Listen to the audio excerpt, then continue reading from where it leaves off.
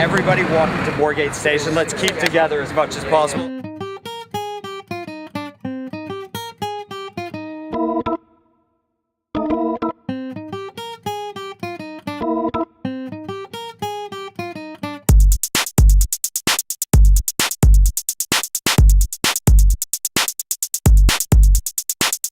We live in a state of emergency.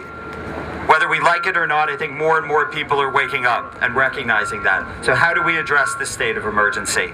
So James, thanks for joining us. Thank you. Don't touch the top. All right. Right, well, thanks for inviting me down. This is an appropriate setting for a quick talk about the Big Bang, the anniversary of which was 25 years ago today. Now, the Big Bang, which the bigwigs in the city will be celebrating, I believe, at a gala dinner at the Guildhall this evening, was in fact an event of really disastrous proportions. And we have to understand what took place then, what's happened since, in order to understand the kind of crisis we're in now. The Big Bang looks like this.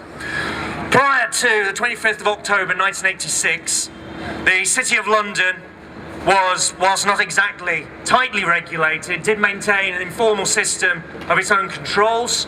It maintained certain legal restrictions on the kind of trading that could take place there.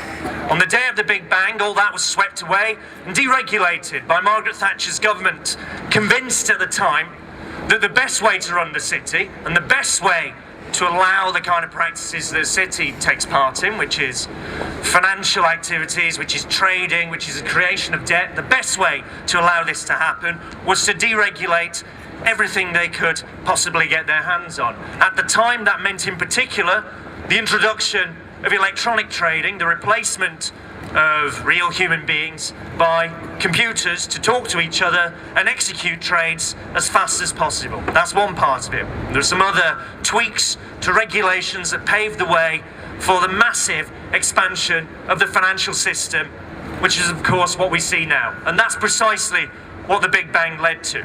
London, prior to 25th of October 1986, whilst a very important financial centre, was still essentially a British financial centre, an important component of the British economy, running on its own rules. Rules in some cases have been established for around 300 years, certainly since the creation of the Bank of England in the 1600s. A style of regulation the historians have labelled gentlemanly capitalism, the old boys network, certain standards, certain protocols, ways of relating to each other, all that turned upside down and torn apart 25 years today. And that's the transformation of London, the City of London, from an important part of the British economy, and therefore also an important part of the world economy, to a major international financial hub. That's what deregulation leads to under one part. The second part is that this is in the early stages of what we now know, having gone through the crisis of 2007, 2008 and into 2009, what we now know to be perhaps the biggest credit bubble in human history. The continual creation of greater and greater amounts of debt, most spectacularly in North America, in the US in particular, and of course here. And household debt as a particular engine for an assumed kind of growth, a growth in consumption spending, and a growth of household debt to fuel that consumption spending.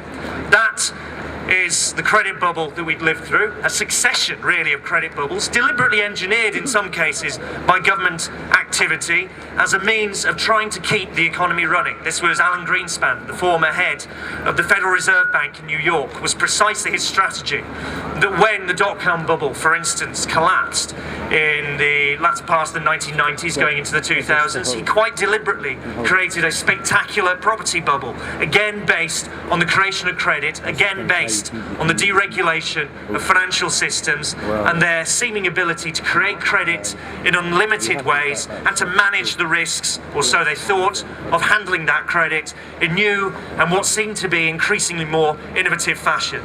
Now we don't know what the outcome of this process is. The credit has to be paid back at some point.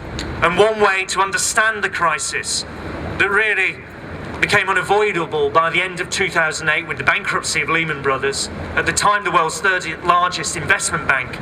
And one way to understand the meaning of that crisis is precisely that the build-up of credit, the build-up of debt, and the build-up of claims inside the system started to have to be paid back. And that's how the crisis starts to happen.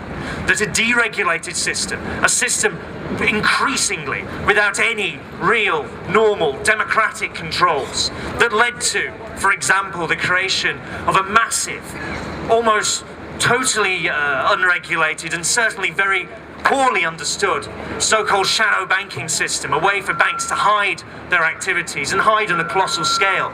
At the height of this bubble in 2007, the value of the shadow banking system was itself far larger in the US than the conventional banking system, than the high street banks that we'd actually recognise.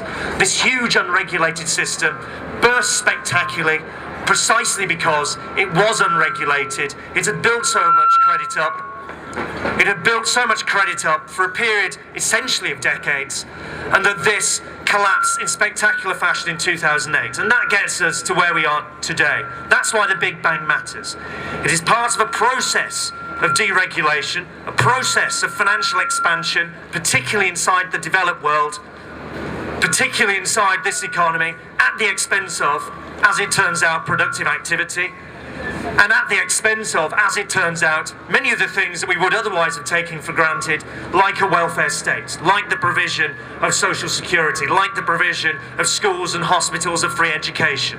That the process of deregulation, and what the Big Bang marks is the real eruption of that process, means that we have a financial system that is uncontrolled, means that the costs of maintaining that financial system, as it now turns out, and this is what the bailouts and the recession mean, the costs of maintaining that financial system, of maintaining the immense amount of investment and activity you see around you, have to be inflicted on the rest of society as a whole. This is not, in any sense, productive. What you see taking place around you is not in any meaningful sense productive of value.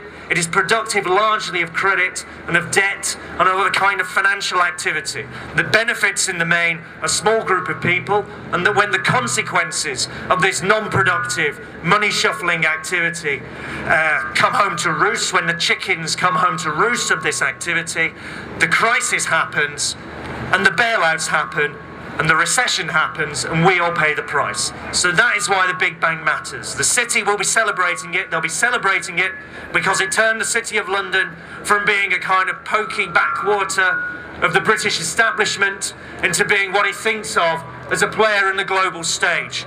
It created, or helped create, Canary Wharf and the overspill in the city that you see around you. It created the credit bubble that we're now suffering the consequences of. It created the kind of world that we live in.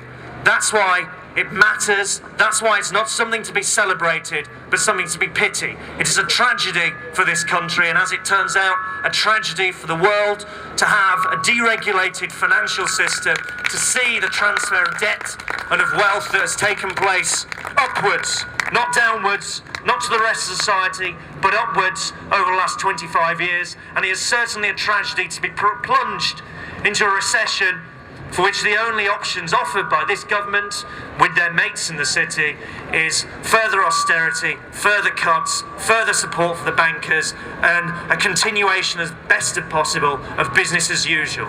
So it's a tragedy that we're celebrating today, or rather commemorating today. There's nothing here to celebrate. The only real question is, having created this mess, how do we get out of it? And on that I'll leave it. Thank you.